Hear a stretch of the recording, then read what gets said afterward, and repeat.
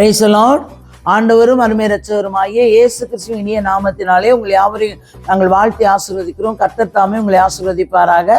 இன்றைய தேவ வார்த்தை யோனா 2ஆம் அதிகாரம் 7வது வசனமும் 8வது வசனம் சொல்லுவார். என் ஆத்துமா என்னில் தோய்ந்து போகையில் கர்த்தரை நினைத்தேன். ரொம்ப தோய்ந்து போயிருக்கிறார் யோனா.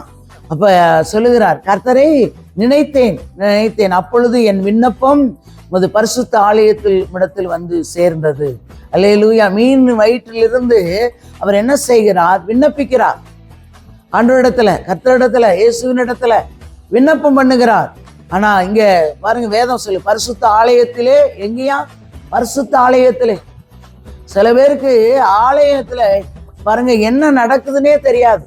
ரட்சிக்கப்பட்டிருப்பாங்க, ஞானஸ்தானம் எடுத்திருப்பாங்க, ரட்சிக்கப்பட்டிருப்பாங்க. ஞானஸ்தானம் எடுத்து ரட்சிக்கப்பட்டுட்டா பரலோகம் போயிடும்னு நினைச்சிடாதீங்க. அல்லேலூயா. முடியாது. பாருங்க, கடைசி வரியந்தம் ரட்சிப்பை காத்துக்கொள்கிறது ஒன்று, இன்னொன்று கர்த்தருக்கு உண்மையாய் பரிசுத்தமாய் வாழணும், கர்த்தருடைய சித்தம் செய்யணும். அல்லேலூயா. அப்பொழுதுதான் நமக்கு பரலோகத்திலே இடம் உண்டு. அல்லேலூயா. இல்லைன்னா ஆண்டவர் பார்த்து ஆண்டோடைய வருகையிலேயோ அல்லது மரணம் வந்துமா, ஆண்டோடைய வருகை வந்துமா, அப்ப நியாய தீர்ப்பு நாளிலே அவர் கேட்கக்கூடாது. பாருங்க, நான் உன்னை அறியேன் என்று சொல்லக்கூடாது. அல்லேலூயா. 10 கன்னிகளை குறித்து பார்க்கிறோம்.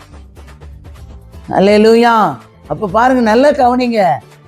10 கன்னிகளை குறித்தும் பார்ப்போம். இப்போது யோனாவை குறித்து, தாவீதை குறித்து பார்த்தோம், யோனாவை குறித்து பார்த்து கொண்டு இருக்கிறோம்.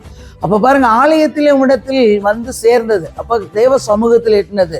பாருங்க, பொய்யான மாயையை பற்றி கொள்ளுகிறவர்கள் தங்களுக்கு வரும் கிருபையை போக்கடிக்கிறார்கள். நல்ல கவனி, இந்த வார்த்தையை நல்ல கவனிங்க.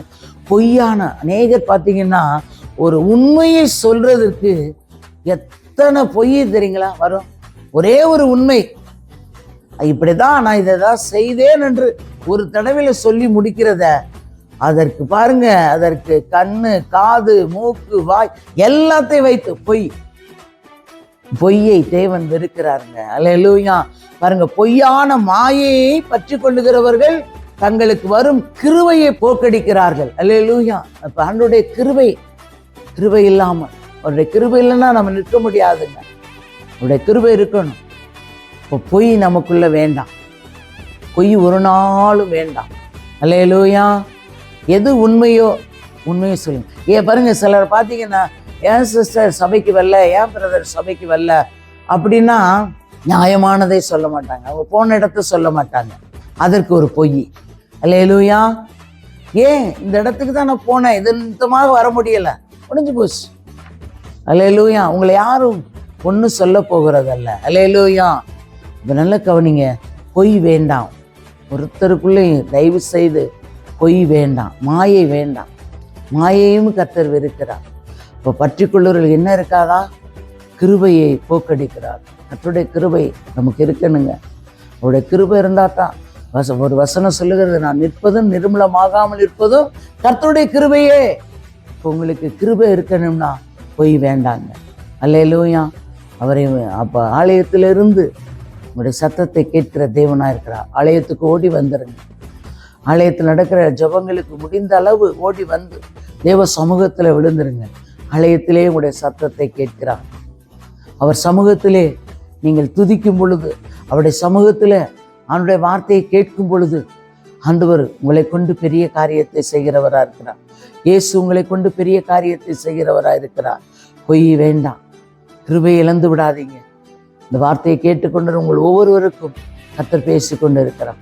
கிருபை இழந்து விடாதபடி காத்து கொள்ளுங்கள். கர்த்தர் மாயை வேண்டாம். மாயை விட்டு விலகி வந்துடுங்க. மாயை வேண்டாம், பொய் வேண்டாம். அல்லேலூயா. கர்த்தரை நோக்கி விண்ணப்பம் பண்ணுங்க. கர்த்தர் உங்களை கொண்டு பெரிய காரியங்களை செய்வார். தகப்பனே மை துதிக்கிறோம், சோத்திரம். கர்த்தாவே, சர்வ வல்லமுள்ள தெய்வமே மை துதிக்கிறோம், சோத்திரம். ஐயா, நேற்றும் இன்று மாறாத நல்ல தகப்பனோட பரிசுத்தம் உள்ள கரத்துல ஒரு விஷயங்களை தாழ்த்தி உங்களுடைய பொறுப்பாற்றல் தருகிறோம். தேவன் பொறுப்பெடுங்க, ஆசீர்வதிங்க. இயேசுவின் நாமத்தில் வேண்டிக் கொள்கிறோம் எங்கள் ஜீவனுள்ள நல்ல பிதாவே. ஆமேன், ஆமேன்.